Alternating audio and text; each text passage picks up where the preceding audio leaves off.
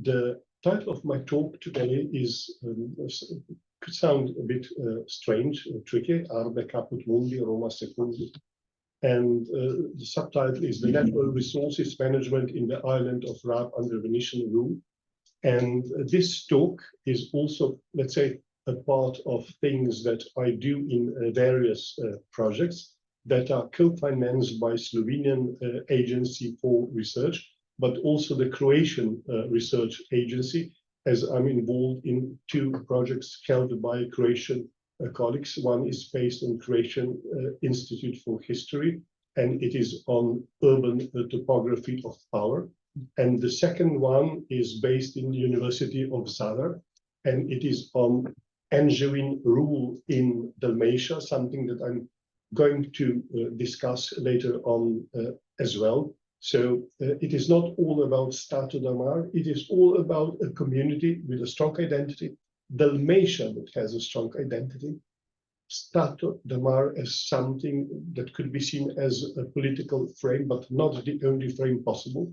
So Hungarian kingdom would also be a very possible, plausible frame all the way to 16th century. And this is, let's say, the frame I'm going to discuss the things that I have to say. So a little bit about the geographical position of Rab, especially in the times that were not mentioned here in the Middle Ages, starting from late antiquity, but really in 2 sentences. Again, thank you for pointing out the proximity of Venice in that sense. So as you can see, we are here in northern Adriatic, and the sea route from the late antiquity all the way to 13th century, before the so-called Maritime Revolution, was among these islands. So Rab, in that sense, was one crucial station in this route from Constantinople to Venice. Then this route went either to Pula, or Pola in Italian, either to Rovigno, either to Parenzo, Porridge, and then straight to Venice. Before that, of course, the main stop used to be Ravenna, not Venice. And one other things that need to be known is that this area in late antiquity used to be heavily populated. And that is what we are facing now when it comes to archaeology in Rab itself. So all plains in Rab are filled with Roman villas, filled with Roman remains, and also remains from earlier times, also from Illyrian times. And this area was, let's say, a sort of where everybody who went into the sea more or less felt at home. So, and this is also what we can see in the times of early Middle Ages. Up to year 1000, 2 years ago, they started excavating a church in the middle of nowhere in the island of Rab. And the archaeologist who was from Padua knew from the very start that he's going to find a settlement from 7th, 8th, and 9th century, which is a very rare finding. And also, this is also a sort of, let's say, proof, this area being inhabited constantly. So whenever you try to dig somewhere near the city of Rab, you easily find something from Roman times, or even earlier, and also later as well. So therefore, when we are discussing this area before year 1000, that means that we are discussing an area that was not, let's say, marginal in the sense of European history, although you will not be in position to read much about it, but that is due to the nature of modern scholarship, not to the situation of what you are seeing on the ground itself. So I'm doing a short break in order to adapt what we are watching online. I'm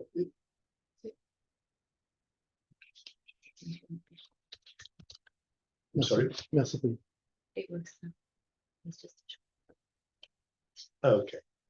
Now it works. Everything works. So if we move further on to the area itself, so it is what everybody knew as the Quarnero Bay.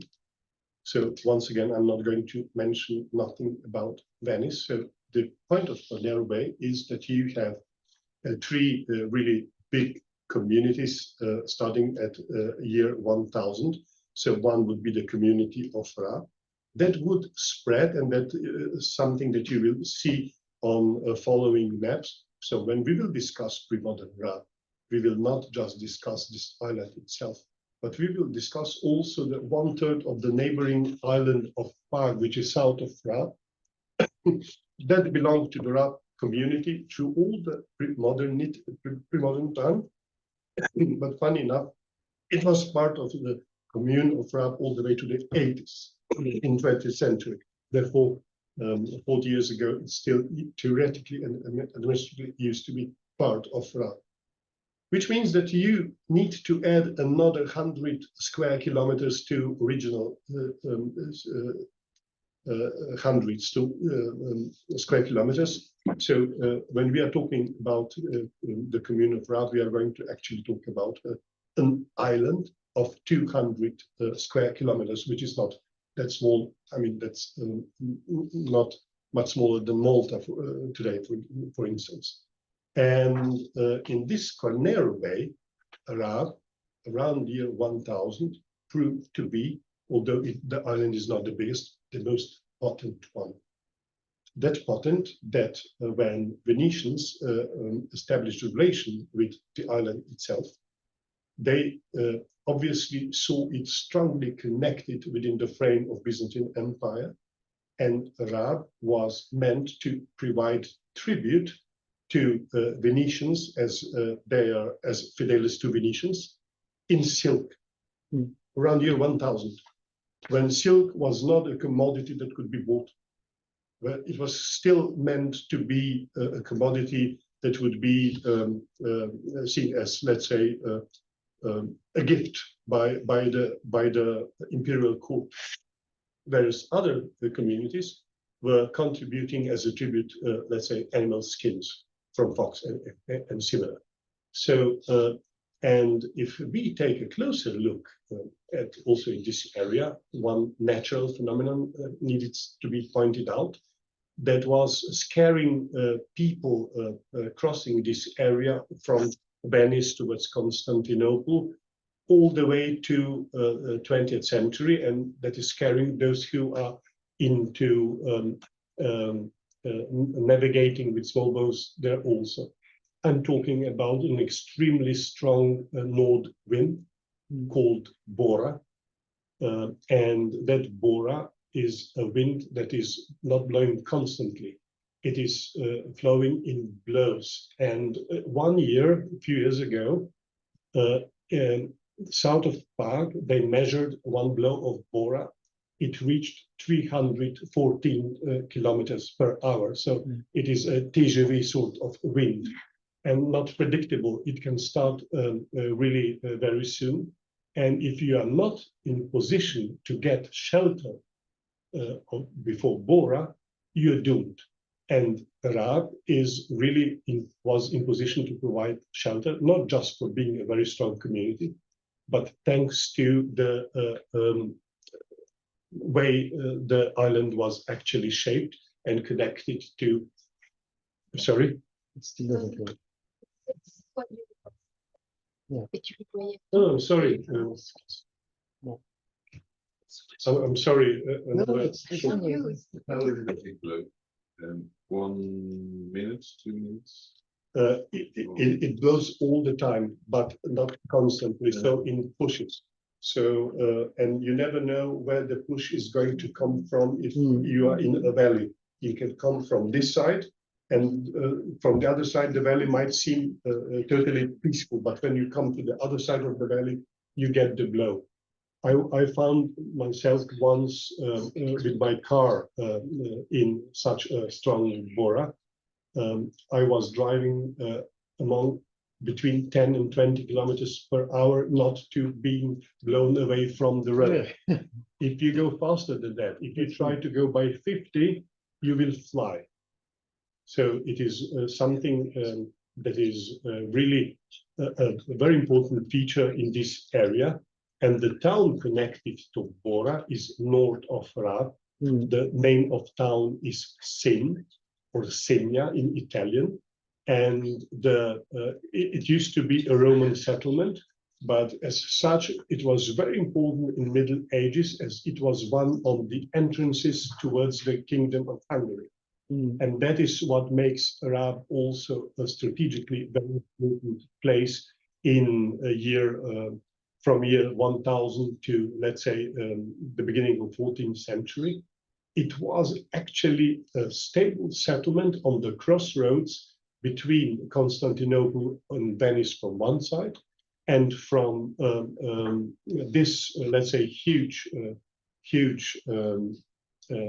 road, so to say, maritime road, towards inner land in Hungary. And it was used as such. And all the infrastructure was, let's say, available in the Raab route. Same was simply used as an entry point towards Hungary. And this is, I'm sorry, how can I continue? Oh, okay. I'm sorry. No, it's okay. So, sorry that I'm interrupting everybody, and that people at Zoom kept waiting for me to continue what I'm trying to explain. This is a short depiction how the island looks like.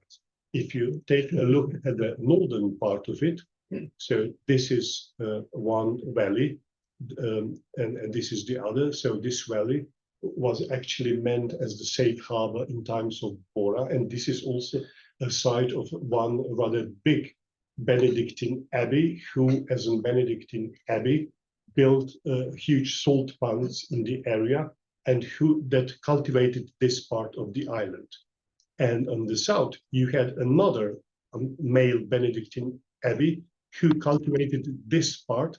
And once again, let me remind you, and also Benedictines usually used the sites of old Roman villas.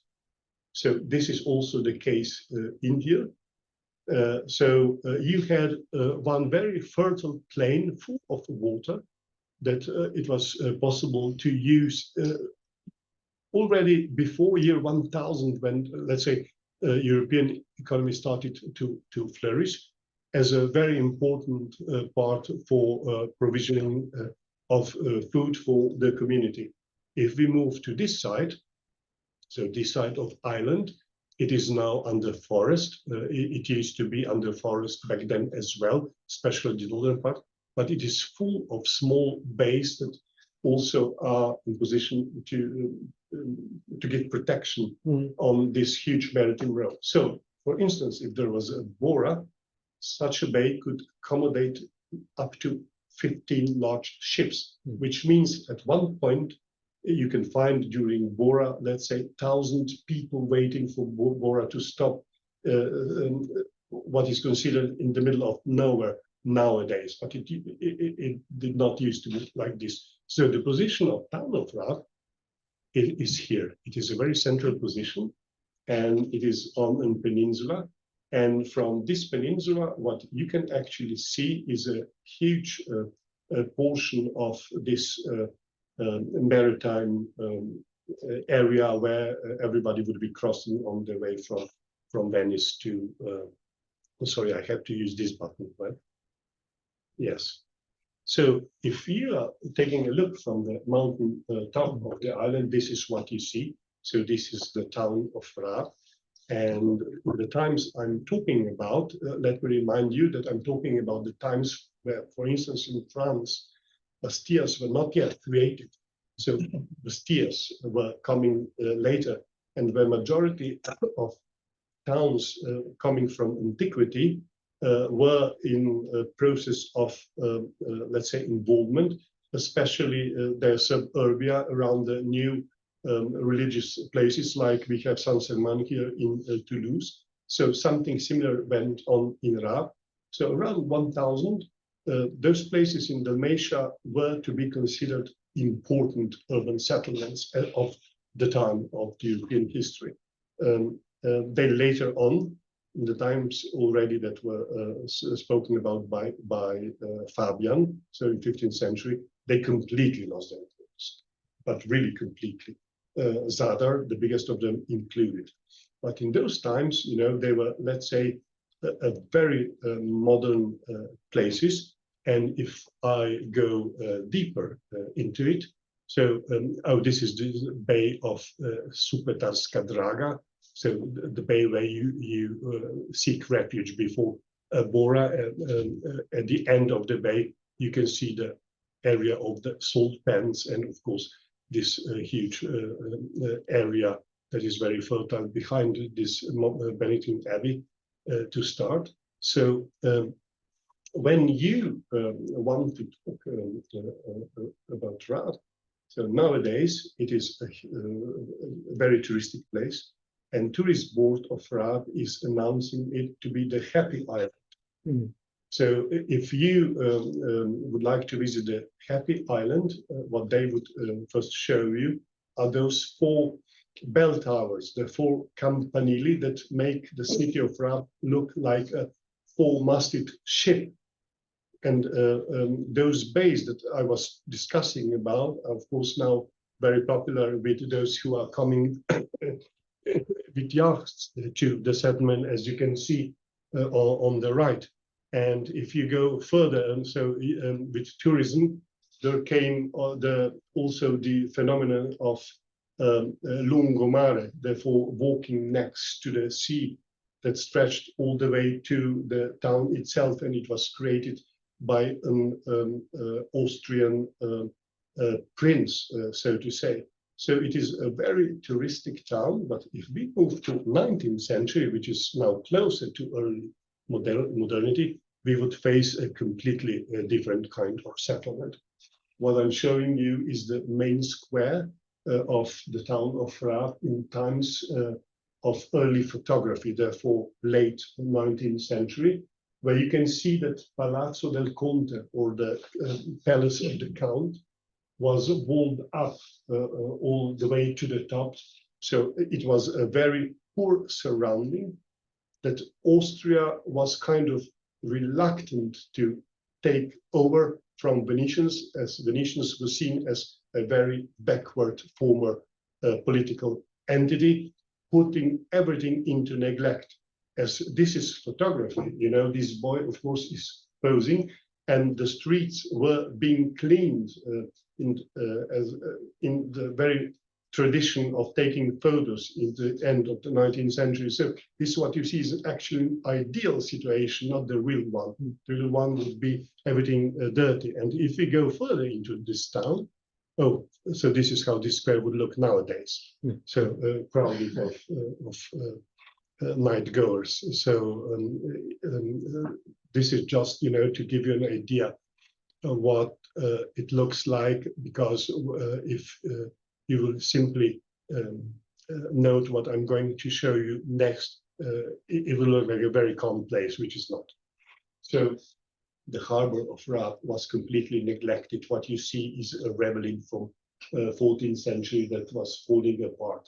So you see a side street in the city where you can see that with early concrete they managed to let's say fix things up a little, but they more or less failed. And back in those times, the city of Raab was populated. The population of city of Raab was approximately 1,000.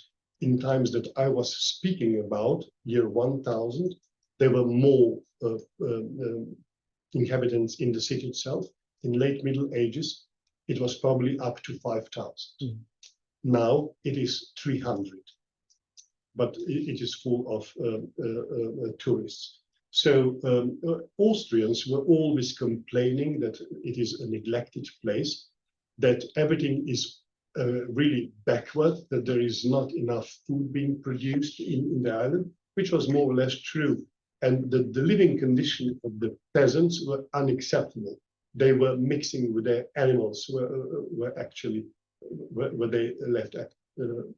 And the, let's say, main difference between culture and rap in this time, that has also something to do with the early modernity, is the fact that rap was out of the routes of steam boats connecting north and south of Adriatic. So a normal steamboat would go from Trieste, Parenzo, Pola, and then they would skip this nasty, not nice Farner area. They would go to Zadar. From Zadar, they would go to Split, Korčula, and from Korčula to Dubrovnik and to Kotor, where the line would finish.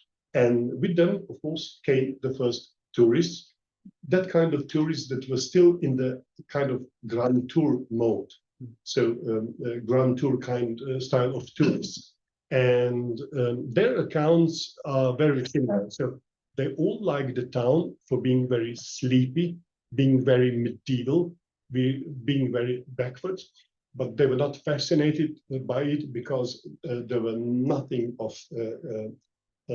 classical antiquity. So there was nothing to be seen except those medieval things that were not at praise at the time, as the level at the end of 19th century.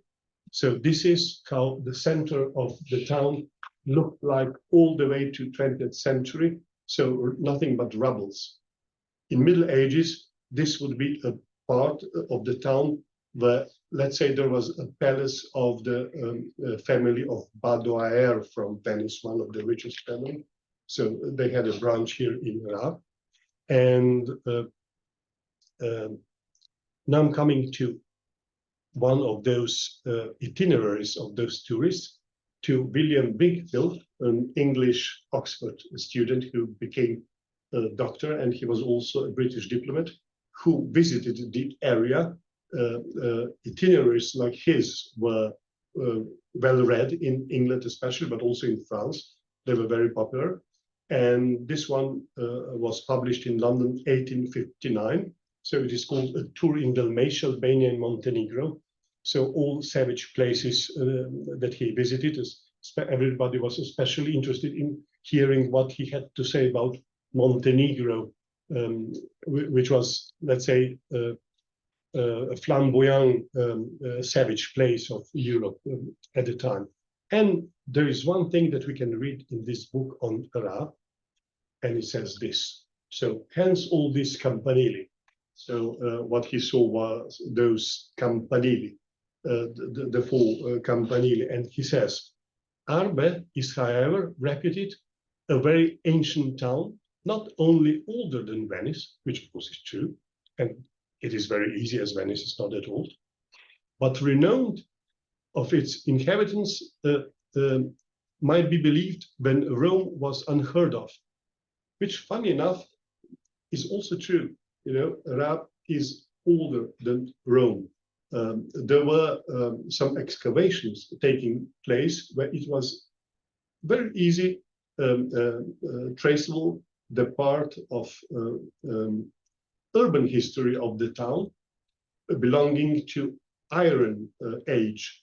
And Professor Brogiolo from University of Padua was doing the excavation with his colleagues there, also established that the pottery found at the very spot came from the north of Africa. So obviously a very connected place way back then. But what's most important, and this is where the title of this presentation is coming from, and of which they preserve in the document, Arbe caput mundi, Roma secundi. But the Venetian Abbe mentions nothing older about it than some inscriptions which prove it has been inhabited by cultivated people in classical times. So when he's discussing Abbe, he's discussing Abbe Alberto Fortis, somebody who wrote a treatise on so-called Morlacchi, a treatise that was extremely popular in the then learned men of Europe, showing, of course, this nearest savage people of Morlaki that were actually also in proximity of Rab, and he was meant here as a reference. So if he says it, then probably Rab is not as old as it shows. But at the time, of course, they were not in position to know that this was actually true. This doggerel seen as such itinerary looks like something very original, but it is not. So you can find the same doggerel in Sicily, in case of Podina or Polina, already 19th century. Then you have Alcamo, Tarquinia, Mantua, Tolentino, Bassano, Latina. They all were caput, mundi, Roma, secundi. So something that was obviously meant as a doggerel for backwards places. And in 19th century, that meant places that were so badly treated by previous regimes, which means in that sense Venetians, that they are now in a very poor state. And also, so in case, of course, at Podina, we cannot blame Venetians, we can blame somebody else, but this was, I'm sorry, due to my cold, I have to use something very technical and not very pleasant. I need to blow my nose, so I'm really apologize.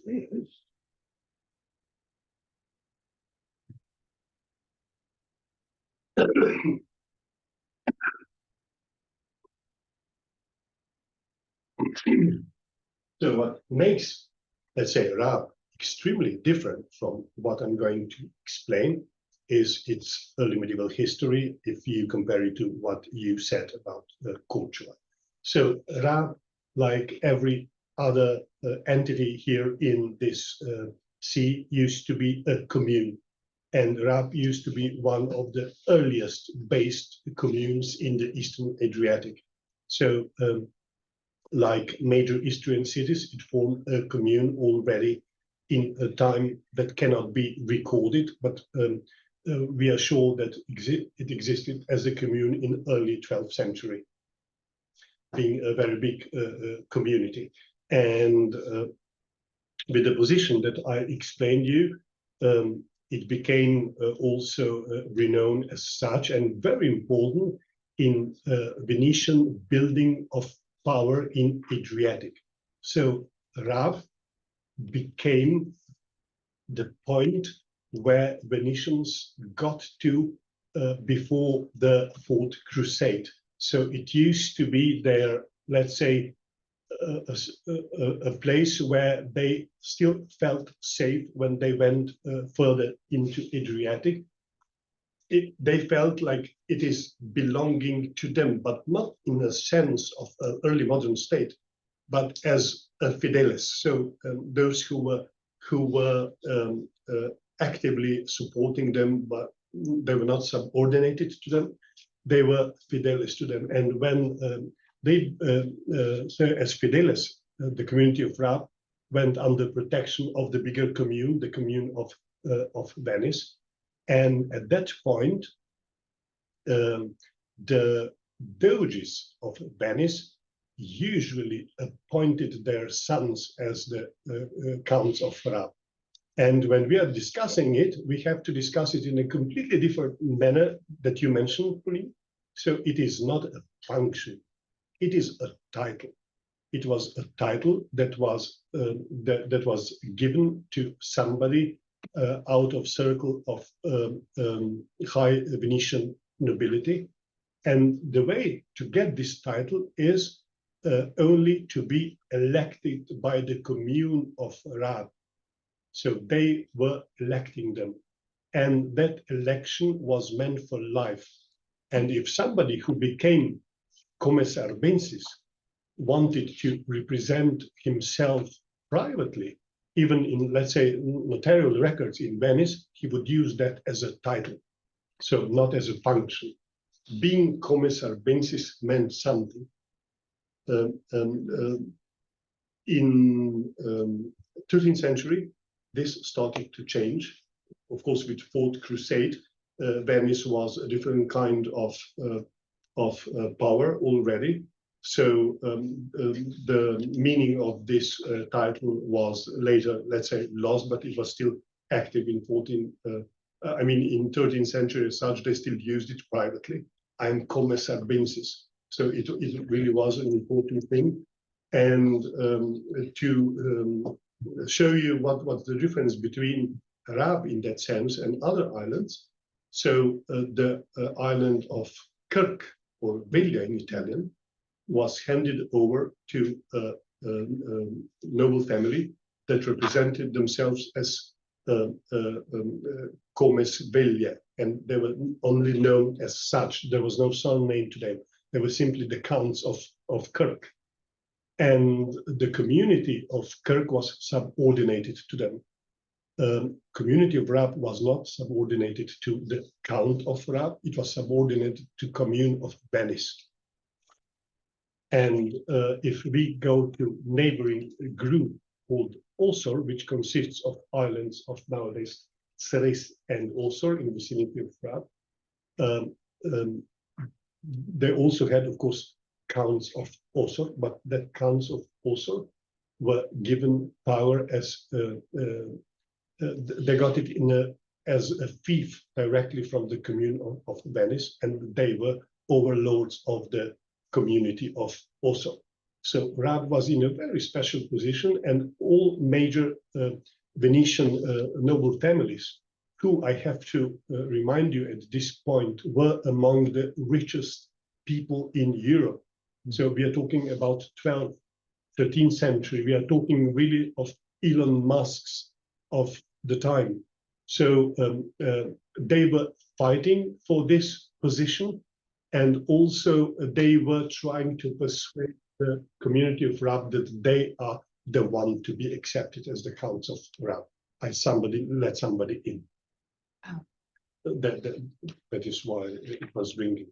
So as you can see, a completely different mindset, and that is something that is also it is very visible in the image of the city of Rab itself. What I'm now showing you is the, let's say, the top of the peninsula with the old town. In 12th century, they started building this campanile, which was the tallest building in Dalmatia of the time. So, for instance, there was one similar building in Zadar that was erected by King Coloman, or at least by funds of King Coloman. And let's say Pompolza, which is very similar but taller than this one, was a donation by a marquise. Here we do not have any notion of a donation by anybody. Therefore, the community itself that was giving silk away as a tribute simply erected something as a statement, really as a statement. And this is the kind of Rab I wanted to present before we are going into early modernity, that took care of itself within what is later to be Venetian startup Damar. And one other point regarding the city of Rab, if we take this picture that is actually from 16th century as, let's say, basis for the extension of the city, what I want to say you that this plan for the extension of the suburbia was a product of 11th century, and it went into realization before majority of European cities started to create suburbs or even exist, which is 13th century. So in 13th century, you already have this thing. So obviously something very modern, something very capable, very strong. Needless to say that nobility of Rab at that time should not be looked upon as a petty nobility of a small place, but those who were in strong connections with the peak of Venetian nobility and with the rest. And we have one chronicle that was written by a Rab bishop who was a member of one such family. And we can connect that bishop indirectly to the royal family of Sicily at the time. So this is the mindset I would like to present. So obviously, we are not talking about something that should not be considered serious at the time. Now, if we move now further, so how did they manage natural resources at that time? Obviously not as somebody would be used in early modern times, knowing Venice and similar early modern states. So the main feature of this Raab, and this is why they also had this 100 square kilometers on neighboring island of Park, were pastures, where they had huge number of sheep. So in the 15th century, when all that was already in decline, Raab nobility was owning altogether up to 40,000, I don't know how do you say it, let's say sheep, and the popular part, 10,000, so up to 50,000 sheep.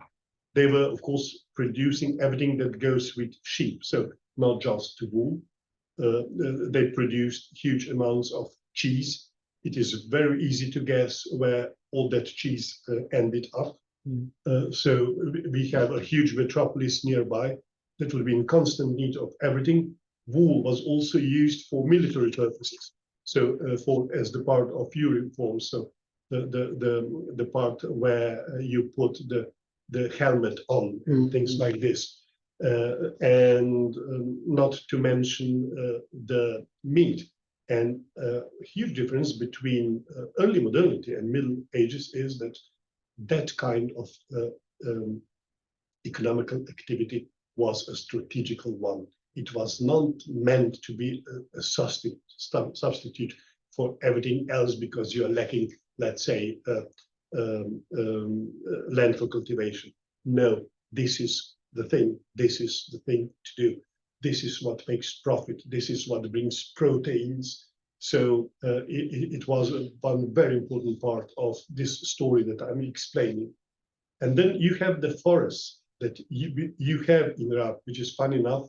Nowadays, if you go to Raab, you are using these forests for cycling and hiking. So the territory of the biggest one would be 9 kilometers per up to 3 kilometers wide. So it's really refreshing in the summer. Funny thing, you know, in Middle Ages, obviously this was heavily populated area that later on, when the population was not as big as in early modernity, was not needed anymore. And this forest, from the times of the commune, were always publicly owned. They were not privately owned. And they were managed by the community themselves, by the commune. We do not know much about it because for them, that was not a big deal. They were all, let's say, used on using forests, so there was no need to put things in the statute of commune on what to do and how to manage forests. It was a common thing. They all knew that if they would overdo it, that they would be punished. So obviously there were regulations that were part of, let's say, this part of legislation that was coming from, let's say, Roman times, and that was not needed to be put in statute. And the next one were the salt pans. So salt pans were the big issues for early modern state, especially Venice, but in Middle Ages, salt pans were treated completely differently. So salt pans were privately owned, predominantly by big abbeys, the cathedral, the chapter, the bishop, and the nobility, and all what they needed to do were pay taxes. So more is produced, more taxes, bigger is the base for taxes. But in those times, taxes were never direct.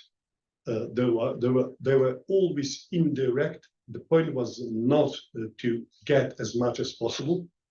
The point was to get as much as we need in sense of taxes. But if we do not have the early modern state, we have no need for high taxes because they would not go like manna towards God, you know. So usually you had one man who was put in charge of collecting taxes, but he simply bought this office from the commune for a certain amount. Commune was satisfied with that amount, and then later it is on him how much he's going to levy. But who would usually be that official? The one who would be owning, of course, majority of salt pans in order to avoid being levied by the commune. So that is how the system was going. And the fact was that salt pans were expanding constantly during Middle Ages with the system. Then we have the Angevin rule. So the times when Dalmatia was not under rule of Venetians, and that is the period between 1358 and 1409. What did they do? So King Louis the Great of Anjou, of Naples, wanted to create a centralized system that would work well, of course, for the court. And he introduced the system of levies on salt, but also on levies on the ports in sense of 1/30th part of everything. And as such, so they also had the tax officers who were buying this office, and a small portion of it would go to the court. And that is how the management of it was done in the Middle Ages. If we now move further towards the 15th century, where things started to change, when Dalmatia was retaken by Venice after 1409, things were starting to change. So first thing that changed was the relation between the commune and what we can now consider a state, an early modern state. The thing is, Venetians after 1409 were not recognizing any medieval privileges to anybody. In that sense, of course, Rap included. Rap was made simply one community that is part of the early modern Venetian state. Well, Stato da Mar was no insight at the time, but they refused to negotiate with those communities by saying, we bought our sovereign rights by the previous sovereign, who was the King Ladislaus of Naples, who sold his rights over Dalmatia to Venetians. So we are to impose new system. And what was the most important thing? This regimen came into the light that you mentioned. So now you have a Count of Rapp who was there for 2 years. That was not a title, that was a function. And by becoming a Count of Rapp, that was not something that you would be proud of, you would be ashamed of, because it was at that time already a very small, insignificant community. And with that came, let's say, the strict control of the production of the salt. So what changed? Salt pans were still private, but you were left only with a small amount of salt for yourself. Everything else needed to be sold to the central committees dealing with salt within Venetian state. And of course, the idea of how much is enough for you as a producer came also from the state itself. And here comes another trick. In order to preserve the quality of the salt, Venetians also established a system of controlling who is allowed to produce, which means if things is not paying out, and that is something that happened in Rapp, you are simply going to abandon your salt pans. Some were abandoned voluntarily, some were abandoned because Venetians, the Senate decided so. So they really wanted to reduce the production of salt to the extent where the state would get a profit from the high price of the salt, and where there would be enough salt for provision for everything that would be needed. So more or less centrally planned. And communal forests. So communal forests became a big issue in early modern state. big issue, and that is for strategic reasons, not connected to the community itself. Of course, it would be of the best interest of those who were working in forests to get as much as wood as possible out, and Venetians were preventing it because they knew if a community is going to run out of wood, they will need to provide wood, which is a very difficult commodity to provide. So the control over the woods, forests in places like Raab were very strict. And if you would want to go to archaeological sources from Raab in that time, you would read only wood.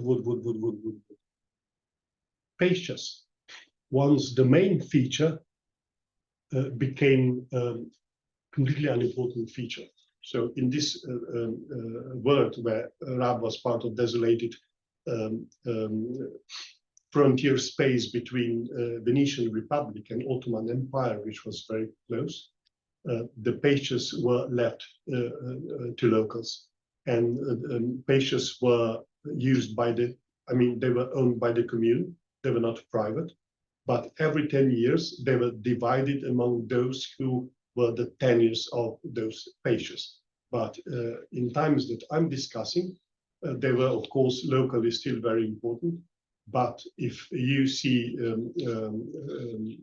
let's say, political maps of the time, it will of course be very clear that they are an extremely minor issue for an early modern state. So cheese coming from Raab and neighboring possessions from Raab would really be things not worth discussing. So I'm finally at my last slide, coming up with the conclusions. So why I wanted to present you the case of Raab. One, and the very important reason, is that the medieval and early modern principles of the management of the natural resources were completely different. And that is due to the fact that lower levels of political organization, in the sense of what we can perceive as microhistory, was by far more important in Middle Ages than later on in early modernity. By far more. And if you do not pay enough attention to micro things like Montaža and things like communities like this, you are missing the point. You are missing the diversity. When you talked about Korčula, the city of Korčula was established by a Venetian nobleman who needed a city in order to govern the island in 13th century. So Korčula as a city was never inside. You had 4 villages.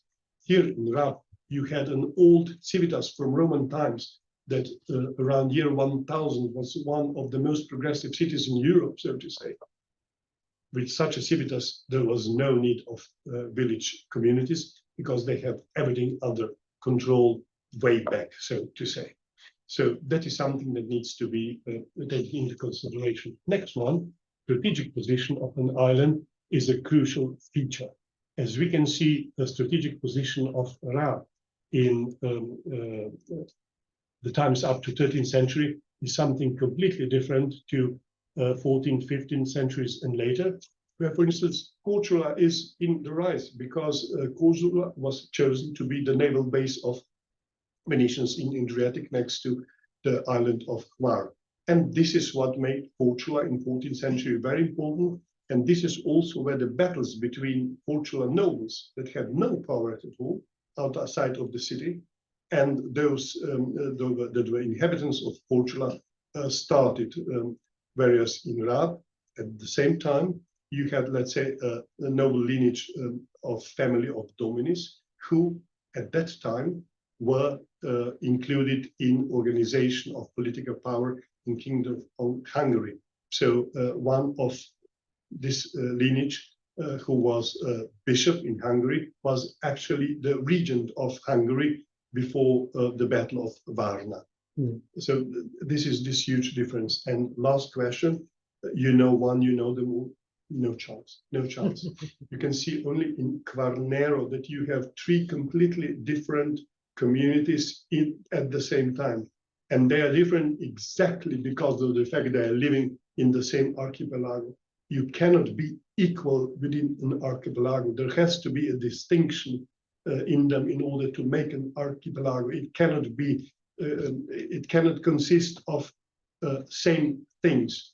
And if you know them all, no, absolutely not, because every island has its own history, but it has to be taken in consideration, the history in sense as Bordeaux did it. So you are observing him at a certain point, but you have to be aware of longue durée before it, and that is the kind of longue durée that I wanted to present in the case of Ra. And with this sentence, I'm now ending this very long presentation. I'm very grateful for your patience, and grateful also for once again for having me here. And I'm now just open for the debate. Thank you very much. Thank you, Dušan.